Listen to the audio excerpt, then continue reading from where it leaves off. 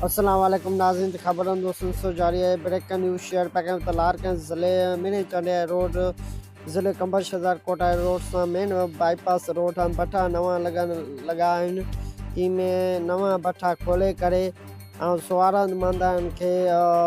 वॾे ॾचे में विझी रहिया आहिनि की में त सवारा मंद कार वॾी गाॾी स्कूटर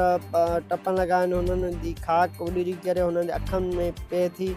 की में गरम खाक गाॾनि खे लॻे थी, गाॾनि जा शीशा ऐं स्कूटरनि खे बाहि लॻी थी वञे। थींदी अहिड़ी शिकायत वॾे वज़ीर सईद मुराद अली शाह, घणो वज़ीर जावलक नंजार SSP कंबा शहज़ार कोट DIG लारकां DIG SSP मुतालबो आहे त जल्दी इन भट्ठनि जे ख़िलाफ़ कानूनी कार्रवाई करे उन्हनि खां भट्ठा पटराए साइड में कया वञनि त जीअं सवारा मंदा मुसाफ़िरनि खे तकलीफ़ न थी सघे। उन्हनि जो चवणु आहे त हुननि जी भट्ठे जी खाक उॾरी असांजे अखियुनि में पए थी, कंहिंमें असां अखियुनि खां नाबीन थी था वञूं त कीअं हुननि जी अहिड़ी खाक गरम आहे, हवा में उॾरी करे असांजे अखियुनि में पए थी ऐं असांखे दग सां हिक खां 100 भट्ठा कढे आया आहिनि रोड मथां, कंहिंमें इहे भट्ठा पटराए